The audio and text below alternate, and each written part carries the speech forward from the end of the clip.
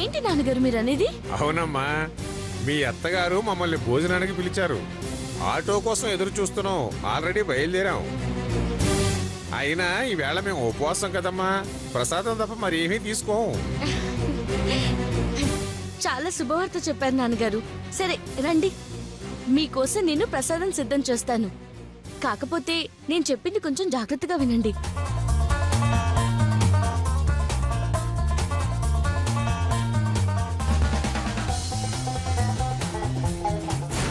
కాకపోతే ఇక్కడ జరిగేది ఏది మీరు పట్టించుకోకండి నాన్నగారు. అలాగే తల్లి, అలాగే ఉంటాం. అసలు మీరు ఇలా చేస్తారని కల్లో కూడా అనుకోలేదు అత్తయ్య గారు. అయ్యో ఏంటమ్మాది? ఇప్పుడు మా అమ్మని నాన్నగారిని భోజనానికి ఎందుకు పిలిచారు? చూడండి, అటుకులకి 5 రూపాయలు ఖర్చు అయింది. ఇంకెప్పుడు నాకు తెలియకుండా పిలవకండి. అలాగే అమ్మా. అయినా మా నాన్నగారు తెచ్చిన పళ్ళు మనకి లాభమే అత్తయ్య గారు. లోపల పెట్టేస్తాను. తప్పకుండా.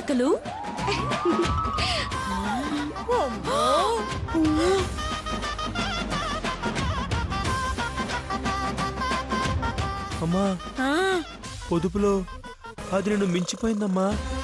ప్రాణం పోసిన తల్లిదండ్రులకే అటుకులతో సరిపెట్టేసింది. అవునన్నా, ఇది కళ నిజమా అనిపిస్తోంది.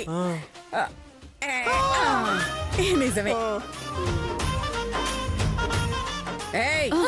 ఏదో నిజాలు నిరూపిస్తానన్నావే, ఏమైందే? అది అత్తయ్య గారు. ఇప్పటికైనా తెలుసుకోండి, మధు పూర్తిగా మన మనిషి అయిపోయింది. ఇంకోసారి అదే ఇదే అన్నారో కోళ్ళు విరగొట్టేస్తాను ఇద్దరికి. వెళ్ళండి. నువ్వేంట్రా? వెళ్ళ. అమ్మ మధు, వెళ్ళు.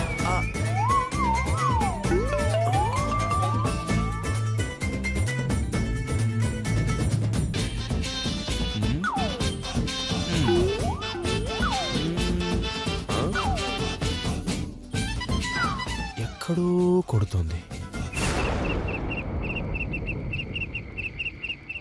చిచి, నా మీద నాకే అసహ్యం వేస్తోంది.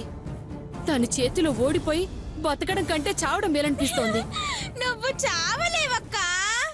ఎందుకు చావలేను? పక్కింటి బావిలో నీళ్లు లేవంట.